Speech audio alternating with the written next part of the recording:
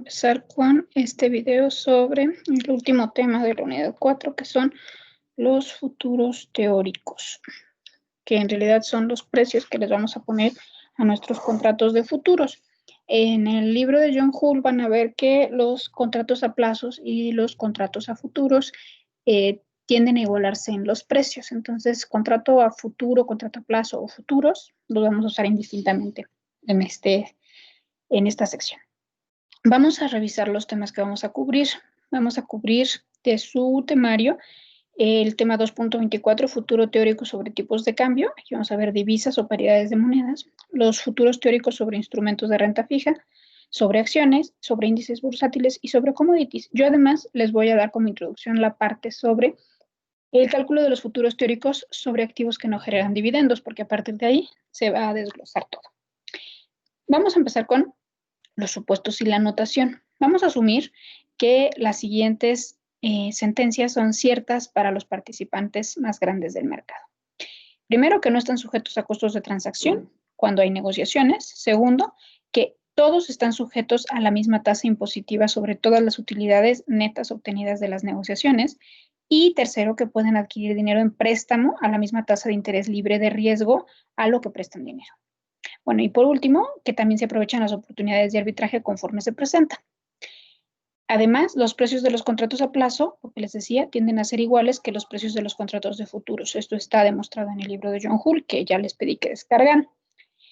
Así que vamos a ver cómo a veces las oportunidades de arbitraje se dan en los diferentes contratos. Los precios que se están estipulando en estos ejercicios son justamente para evitar las oportunidades de arbitraje. Y vienen muchos ejemplos en el libro de John Hull de qué pasaría si el precio está por arriba o por abajo de los precios teóricos que se calculan. Cuando el precio está por arriba o por abajo, siempre hay oportunidades de arbitraje. Con estas aseveraciones puestas como ciertas.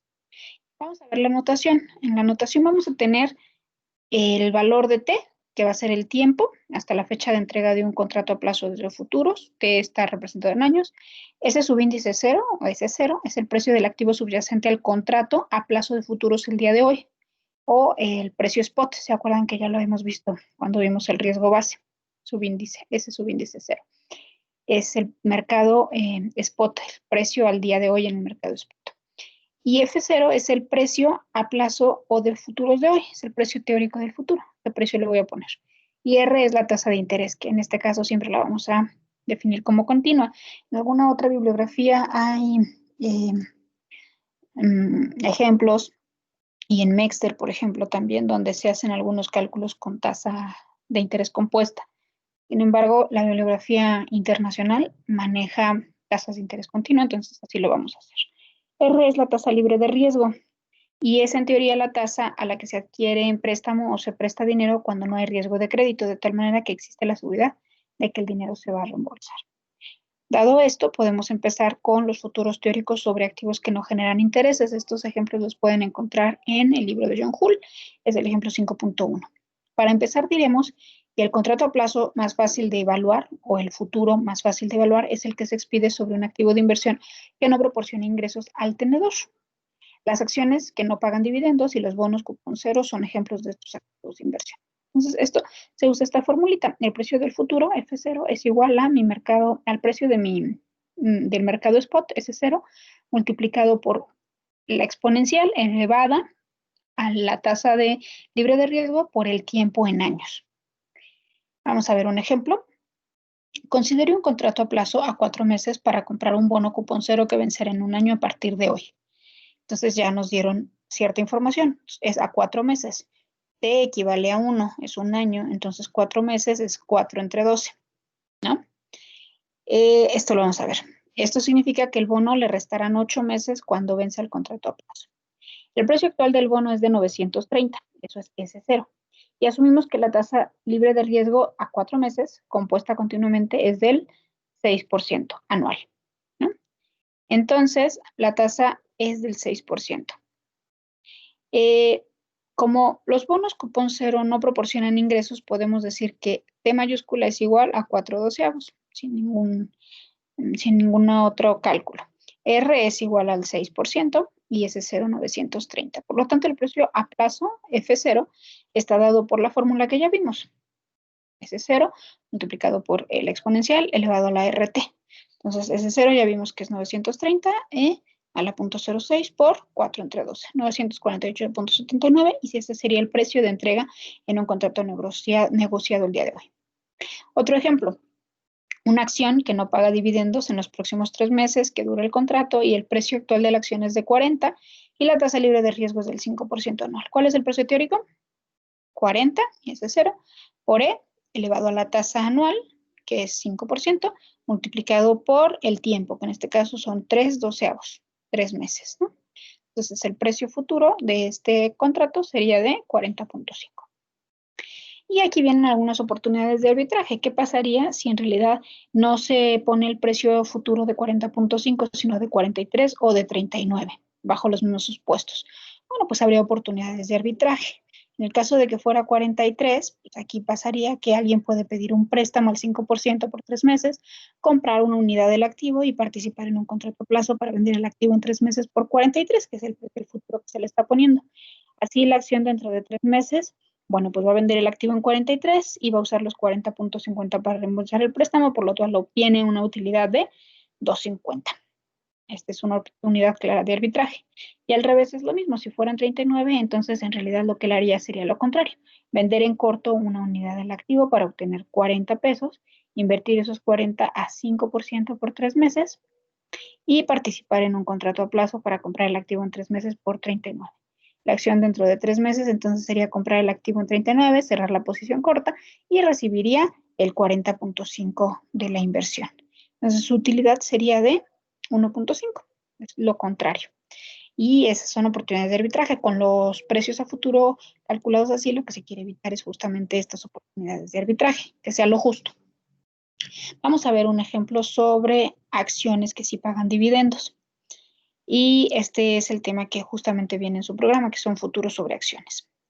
Aquí la fórmula es muy parecida, pero es el futuro se calcula como mi precio en el mercado spot al día de hoy menos I, que I son los dividendos al tiempo presente, multiplicado por la exponencial también otra vez por R a la T. Es lo mismo, solo que en vez de S0 voy a tomar S0 menos I. Y es como los ingresos. Es aquí incluso por eso se pone I. Un activo de inversión proporciona ingresos con un valor presente. Entonces, los ingresos que me va a proporcionar los dividendos, me los voy a traer a valor presente para podérselos descontar a mi mercado spot y ahora sí aplicarle la exponencial. Ejemplo, considere un contrato a plazo o un futuro de 10 meses sobre una acción cuyo precio es de 50. Aquí ya nos está dando ese cero. Asumimos que la tasa libre de riesgo compuesta continuamente es del 8% anual. Aquí ya nos está dando R para todos los vencimientos. Además, asumimos que se esperan dividendos. Aquí nos está dando I. Vamos a ver cómo calcula I. De $0.75 por acción después de 3, 6 y 9 meses. ¿Me pega? Sí, porque mi plazo del contrato es de 10 meses. Entonces, estos 3, 6 y 9 meses caben dentro de estos 10. Entonces, tengo que calcular los ingresos al tiempo presente de estos dividendos que me están otorgando. Entonces, el valor presente de los dividendos I, o income, o ingresos, se obtiene por medio de la formulita 0.75, que es el valor de mis dividendos. Otra vez, como es interés continuo, tomo mi exponencial elevada a la menos, porque me lo estoy trayendo a tiempo presente. Cuando traigo a tiempo presente, siempre me lo voy a traer a negativo, el exponente. Entonces, la tasa, quedamos que era del 8%, y el tiempo en el que me van a dar este $0.75 es en 3 meses. Entonces, me lo traigo los 3 meses, 3 entre 12, me lo traigo a valor presente. Y luego en 6 meses me van a dar otros .75. Estos también me los traigo a valor presente, obviamente. Entonces aquí elevo a la menos 0.08 por 6 a la 12, pues en 6 meses. Y el último dividendo que me darían serían 9 meses. Entonces es igual, 0.75 exponencial por a la menos 0.08 por 9, porque me lo estoy trayendo a valor presente de los 9 meses, me los traigo a valor presente. Entre 12, porque son 9 meses de los 12 del año. Entonces, el total de mis ingresos esperados por esos dividendos es de 2.162 al día de hoy. Entonces, la variable T ya vimos que es de 10 meses en mi formulita, de manera que el precio a futuro lo voy a calcular con la ecuación que vimos acá arribita.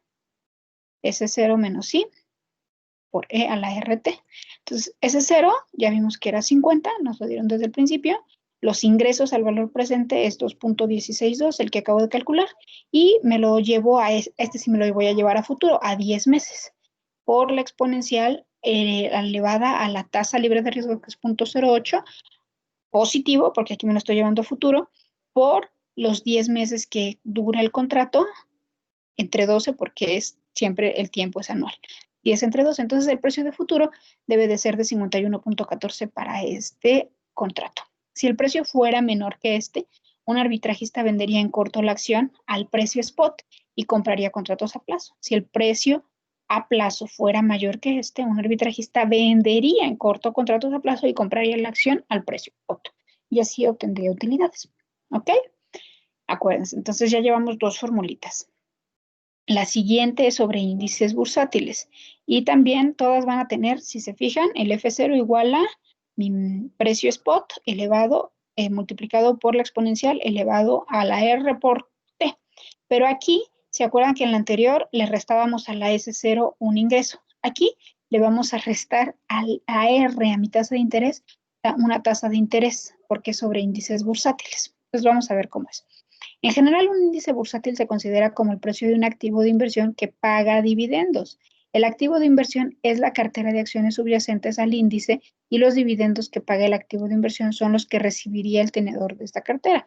Por lo general se asume que los dividendos proporcionan un rendimiento conocido en vez de un ingreso en efectivo.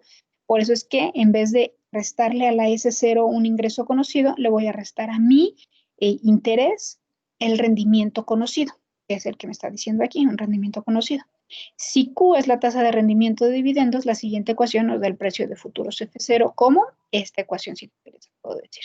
F0 o mi precio de futuros es igual a el precio en el mercado spot multiplicado por la exponencial elevado a la R, que sigue siendo la tasa libre de riesgo, menos la tasa de rendimiento de los dividendos multiplicado por T, por el tiempo, digamos, en años. Vamos a ver que por oportunidades de arbitraje, si F0 fuera mayor a esto, se pueden obtener utilidades comprando las acciones subyacentes al índice, al precio spot, es decir, para entrega inmediata y vendiendo en corto con el activo de futuro. Si por el contrario fuera menor este precio, entonces se obtendrían utilidades haciendo lo contrario, y es decir, que se venderían en corto las acciones subyacentes al índice y se tomaría una posición larga en contrato de futuros. Estas estrategias se conocen como arbitraje de índices. Acuérdense, el precio de los futuros que estamos calculando es para evitar oportunidades de arbitraje. Vamos a ver un ejemplo, está muy sencillo. Considere un contrato de futuros a 3 meses, aquí ya nos está dando T. T sería 3 entre 12, ¿no? Sobre el índice Standard & Poor's 500. Suponga que las acciones subyacentes al índice proporcionan un rendimiento de dividendos del 1% anual y que el valor actual del índice es de 1.300, aquí ya me está dando S0 y también ya me dio Q, 1%, y que la tasa de interés libre de riesgo compuesta continuamente es del 5%, aquí ya me dio R. Entonces aquí ya dice que en este caso R es al 0.05, S0 1.300, T es 0.25 porque son 3 meses entre 12, es un cuarto del año, y un cuarto lo puedo poner como 0.25, ¿no? Y Q dijimos que era del 1% anual. Por lo tanto, el precio de futuros se obtiene con la formulita 1.300, que es mi S0, por la exponencial elevada a la R, que es 0.05, menos Q, la fórmula que acabamos de ver, por T, por el tiempo. Y me da que el precio de futuro debe de quedar en 1.313.07. Aquí, si F0 fuera mayor, se pueden obtener utilidades comprando las acciones subyacentes al índice, al precio spot y vendiendo en corto en contratos de futuros, que es lo mismo que pasaba aquí que dijimos, ¿no? Se pueden obtener utilidades comprando las acciones subyacentes al índice, al precio spot y vendiendo en corto contratos de futuros. Aquí viene una nota. En la práctica, el rendimiento de dividendos sobre la cartera subyacente a un índice varía cada semana a lo largo del año. Por lo tanto, el valor de Q debe representar el rendimiento de dividendos anualizados promedio durante la vida del contrato. En este ejemplo, pues los vamos a dar para que ubiquen Q como la tasa de rendimiento esperada para los índices. ¿De acuerdo? Anualizada. Ok. Ahora vamos a ver los futuros teóricos sobre tipos de cambio, divisas o paridades de monedas. Este está en el libro de John Hull, el ejemplo es el 5.6. y está divertido. Aquí es importante porque muchas personas aprovechan digamos, los intereses libres de riesgo que se dan en los países. Por ejemplo, en México la tasa libre de riesgo es CETES. En Estados Unidos también es los bonos de la tesorería, pero por ejemplo en México está el 4% y en Estados Unidos está el 2%. Entonces hay muchas personas que aprovechan esos tipos de cambio, más bien aprovechan esos oportunidades, digamos, para ganar más aquí en México, pero tienen que, digamos, arriesgarse a un tipo de cambio. Entonces vamos a ver cómo funciona. Los futuros sobre tipos de cambio o divisas o monedas los vamos a ver con esta nota introductoria. Dice que una divisa tiene la propiedad de que el tenedor de la moneda pueda ganar intereses a la tasa de interés libre de riesgo vigente en el país, por ejemplo en México, o en Estados Unidos o en un país extranjero. Por ejemplo, un tenedor puede invertir la moneda en un bono denominado en moneda extranjera. Y aquí estamos definiendo RF como el valor de la tasa libre de riesgo en la moneda extranjera cuando el dinero se invierte durante el tiempo T. La variable R es la tasa libre de riesgo y bueno, está aquí el autor es estadounidense, entonces habla de que su moneda es en dólares estadounidenses cuando el dinero se invierte durante este periodo. Entonces, la relación entre el precio de futuros y el precio spot es la muy conocida relación de la paridad de la tasa de interés en las finanzas internacionales. A lo mejor ustedes ya lo vieron. Entonces, el precio futuro va a estar determinado por el precio del mercado spot multiplicado por exponencial elevado a la tasa del país menos la tasa, digamos, extranjera, la tasa de referencia en el extranjero multiplicado por T. Vamos a ver un ejemplo. Imagine que la tasa de interés a 2 años, aquí ya nos está dando el tiempo, en Australia y en Estados Unidos de América son del 5% y del 7% respectivamente. Del 5% en Australia y del 7% en Estados Unidos. Obviamente en Estados Unidos está más alta la tasa libre de riesgo.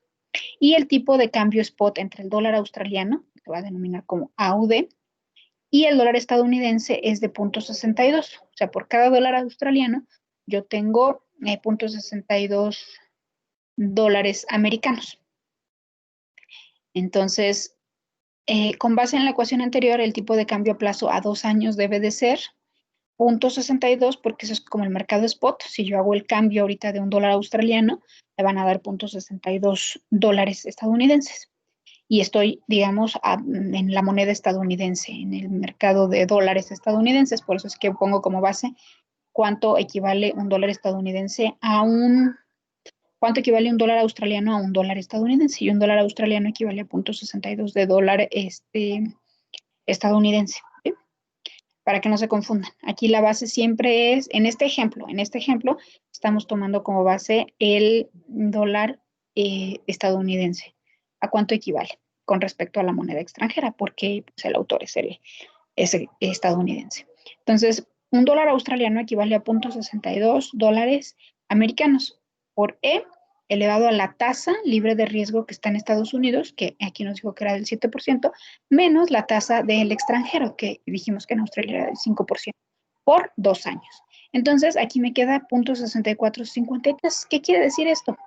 Que en 2 años se espera que el tipo de cambio sea que ya no sea que por cada dólar australiano me den 62 centavos de dólar americano, sino que en 2 años me den por cada dólar americano 0.6453 dólares estadounidenses. Entonces, este es el precio para el futuro que se calcula, o en este caso la paridad de las monedas en 2 años, ¿sale? Ahora, ¿cómo puede un inversionista digamos, aprovechar esta oportunidad de que en Estados Unidos les está dando más de tasa libre de riesgo que en Australia? Bueno, pues supongamos que el tipo de cambio a 2 años en realidad resulta menor que esta cifra. Aquí es donde hacen las apuestas. Dicen, yo creo que no va a quedar así, que no va a quedar en 0.6453, sino que realmente va a subir, pero no tanto. Va a subir de 0.63 el tipo de cambio. Por cada dólar australiano me van a dar 63 centavos de dólar americano y no el 64.53 que sale en la fórmula. Entonces, un arbitrajista lo que puede hacer es lo siguiente. Va a adquirir en préstamo 1,000 dólares australianos a una tasa del 5% anual, ¿no? Porque en Australia está así la tasa libre de riesgo, 5% anual, durante 2 años. Y entonces, pues, como son 1,000 dólares australianos, los va a convertir a dólares estadounidenses. Si los convierte a dólares estadounidenses, pues entonces no va a tener $1,000 australianos, sino $620 estadounidenses. Y esos $620 los va a invertir al 7% anual, que es lo que dice que reciben los inversionistas en Estados Unidos. Tasa libre de riesgo. Entonces hay que recordar que ambas tasas son compuestas continuamente. Entonces lo que se tendría que pagar por este préstamo, por el préstamo que pidió de los $1,000 australianos, va a ser 1,000 por E a la 0.05 por 2, ¿no? Porque son tasas continuas y son 1,000 pesos que me llevo a valor futuro con tasa continua al 5% durante 2 años. Entonces, en 2 años no va a tener que pagar $1,000 australianos, $105.17 australianos. Pero él ya tiene $620 estadounidenses. Entonces lo que va a hacer participar en un contrato a plazos a futuro para comprar $1,105.17 australianos. ¿Por qué hago esto? Aquí todo lo voy a convertir en dólares para facilidad. Si yo cuánto voy a necesitar dentro de 2 años si el tipo de cambio es a 0.63, pues voy a necesitar $1,105.17 australianos por $0.63 estadounidenses, voy a necesitar $696.26 estadounidenses para poder cubrir esta deuda que adquirí, ¿sale? Pero lo padre es que esta deuda que adquirí de $620, yo la voy a invertir al 7%. Entonces, si yo invierto los $620 al 7%, en 2 años yo voy a tener 620 multiplicado por la exponencial elevado al 7% por 2 años. Yo voy a tener $713 americanos en 2 años. Y entonces voy a poder pagar mi deuda de $696 americanos para transformarlos a dólares australianos y poder pagar mi deuda de $1,105 y como yo ya gané $713, $713.17 menos lo que me costó, digamos, el préstamo, que fueron 696.26, yo ya gané $16.91 en esta transacción. Fueron 2 años de espera y parece poquito, ¿no? Y ahí viene la nota. Si esto no suena muy emocionante, bueno, imagínate una estrategia similar en la que tú eres una empresa que puedes participar no con $1,000, sino con $100 millones australianos. Entonces ahí ya se vuelve interesante. ¿Sale? Ok.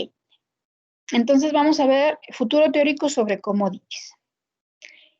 Los commodities podemos dividirlos en dos, como en bienes de consumo y commodities para la inversión. Como por ejemplo, el oro y la plata son commodities que se usan para invertir como activos de inversión.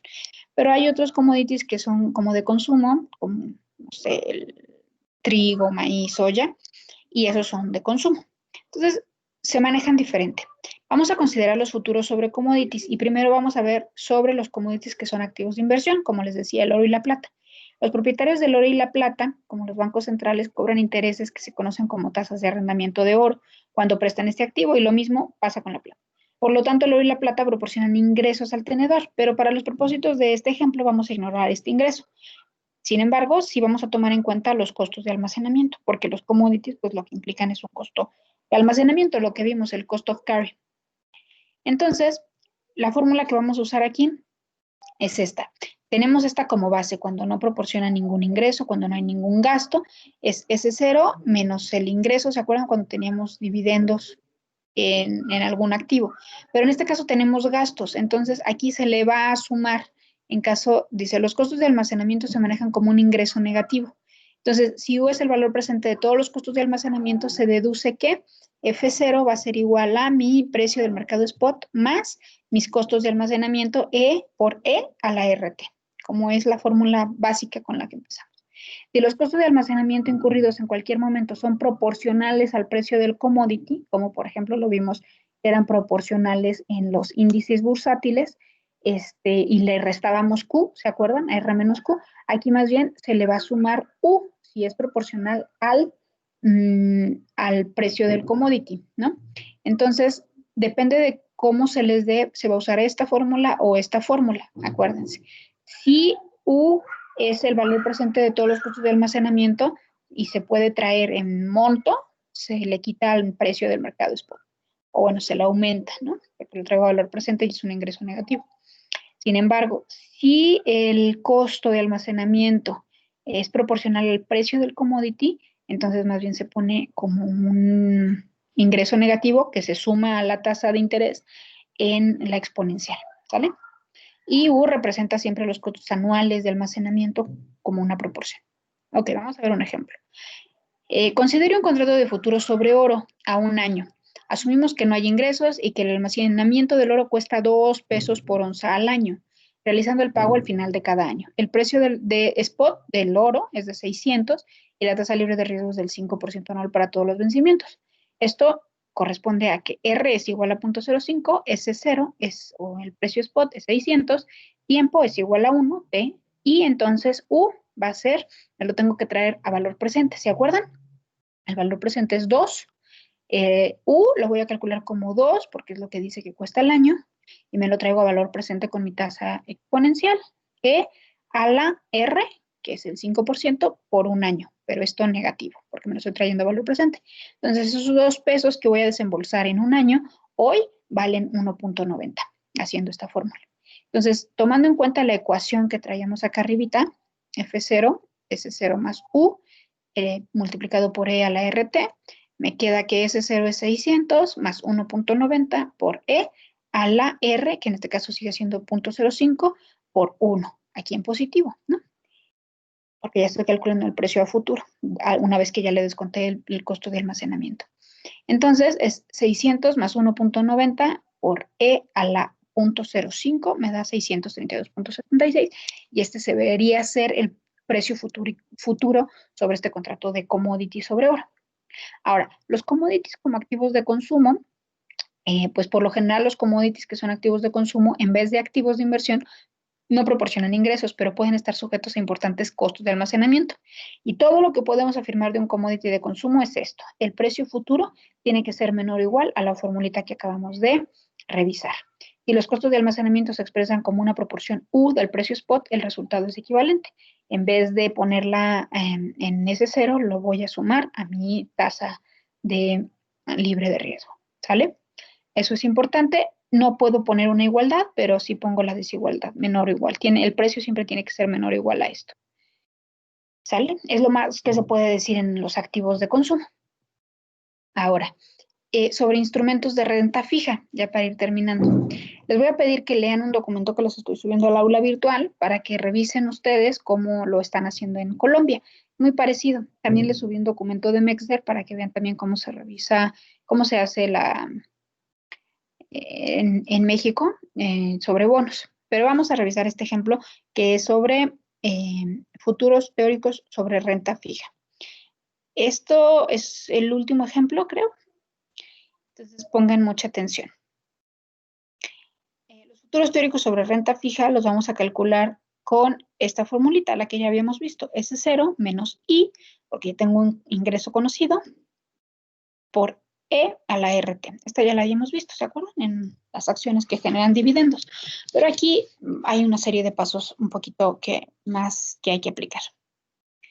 Entonces vamos a empezar con un ejemplo sobre un contrato de futuros de bonos del Tesoro. Es sobre una renta fija.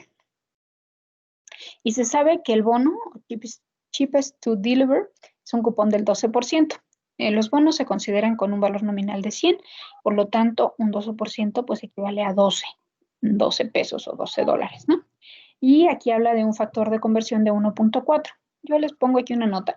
En este curso no nos vamos a adentrar en el cálculo del factor de conversión y lo daremos como un dato. Sin embargo, si alguien desea saber más al respecto, lo puede consultar en el libro de John Hull, en el capítulo 6, en el apartado factores de conversión. Aquí simplemente lo vamos a dar como un dato porque nos lo piden para el ejemplo. Se asume que la entrega de este bono de 6 pesos, de 12, en total, el bono genera 12 pesos, ¿no? Porque es del 12% anual y el valor nominal del bono es del 100, pero se entrega de manera semestral. Entonces, acuérdense que como los bonos cotizan a descuento, pues entonces entrego tal cual mi valor, ¿no?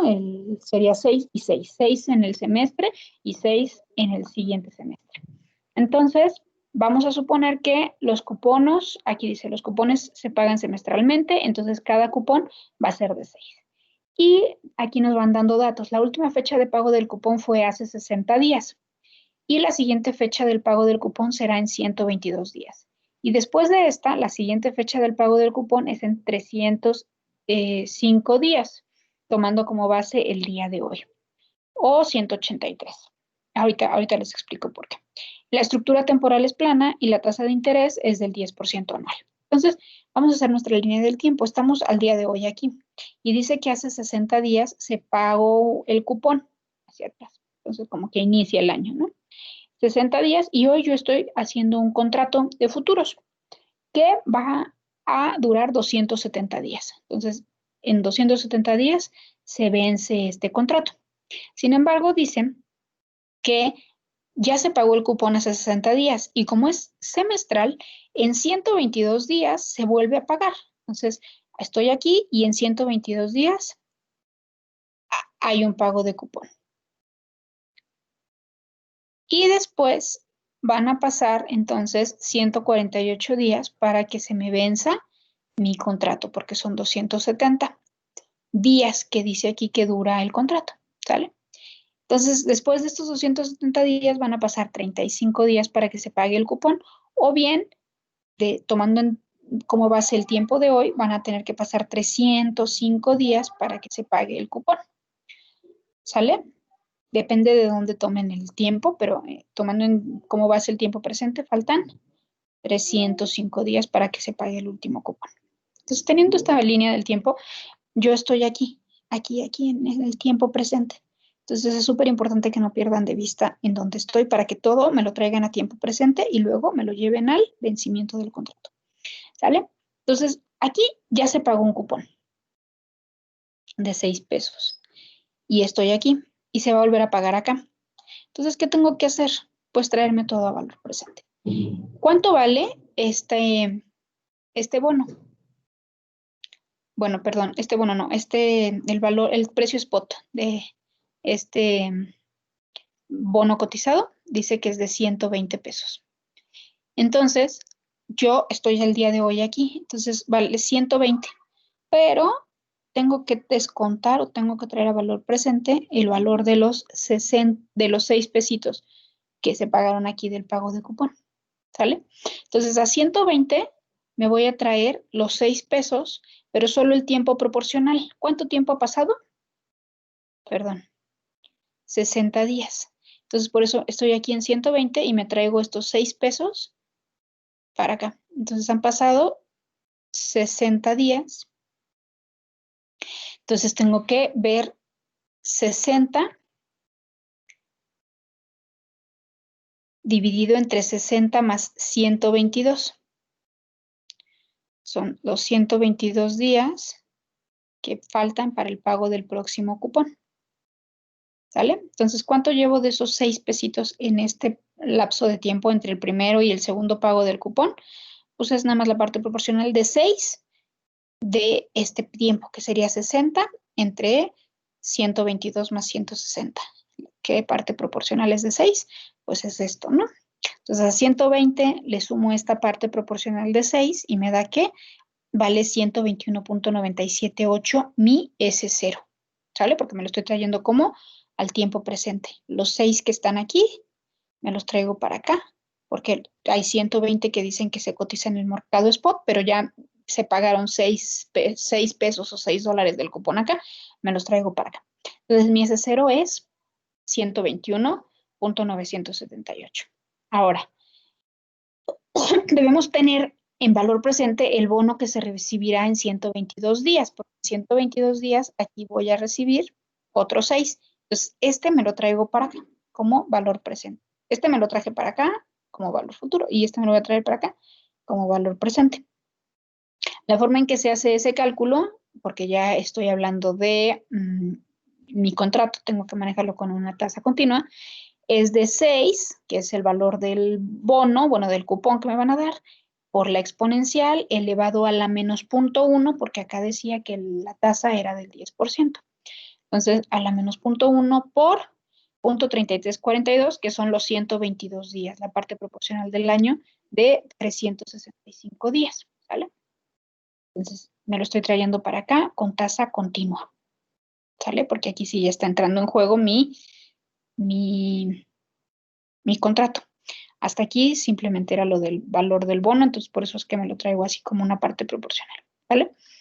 Entonces ya me lo traje para acá. Entonces ya tengo S0 y tengo I, porque ese es como mi ingreso conocido. Entonces lo tengo que restar, porque así lo dijimos aquí, S0 menos I. Entonces a 121.978 le resto I, 5.83, y voy a tener el valor de mi F0, aunque todavía no termino. Lo voy a multiplicar por la exponencial elevado a la tasa de interés, que es R, por ¿cuánto dura el contrato? 270 días. Entonces, saco en decimales, ahí viene así en el libro, 270 entre 365 es 0.7397. Por lo tanto, si yo hago esta ecuación, me queda que mi F0 es de 125.094.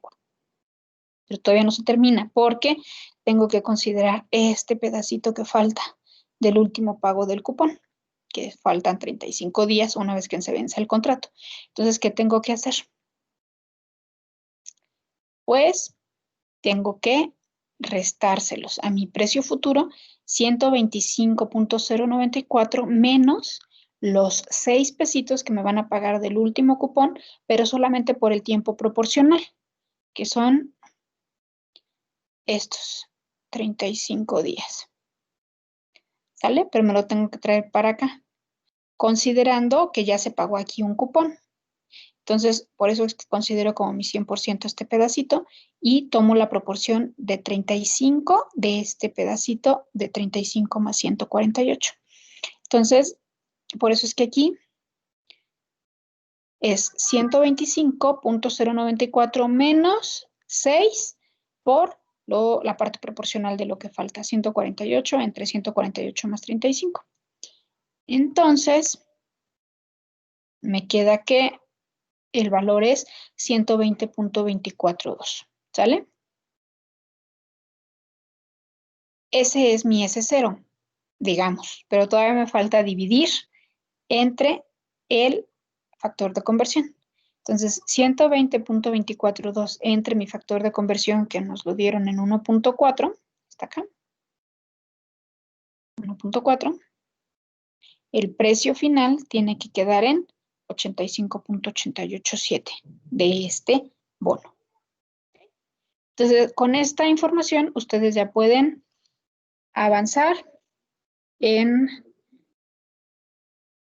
algún cuestionario que les deje. Por favor, chequen la bibliografía que les dejé y pues sería todo.